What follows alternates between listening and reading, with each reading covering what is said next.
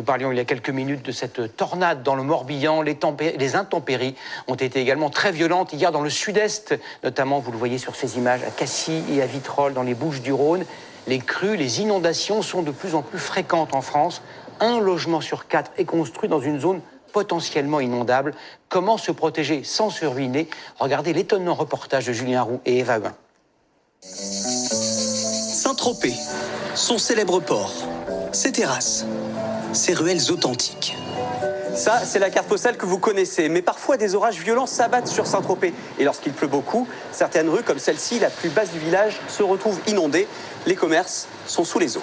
Des orages violents, comme ces dernières heures, et parfois, ici en octobre 2024, des pluies torrentielles qui s'accumulent dans les rues et inondent des dizaines de commerces. Seule cette boutique est restée au sec, grâce à une barrière anti-inondation nouvelle génération. Nous sommes retournés sur place pour en savoir plus. Bonjour. Bonjour.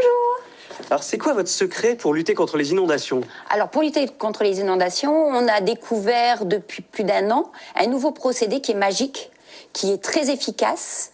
C'est un système tout simple, hyper léger, qui prend pas de place. Cette sorte de matelas gonflable, mise au point par une entreprise française, s'adapte à toutes les ouvertures. Amène-moi le gonfleur. Il peut être fabriqué sur mesure Voilà. et en 2 minutes, Génial.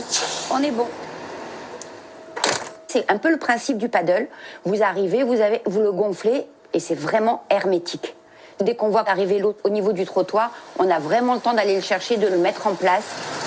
ce système, qui peut protéger sa boutique jusqu'à 1 mètre de haut, ne nécessite aucun travaux d'installation et a coûté 600 €.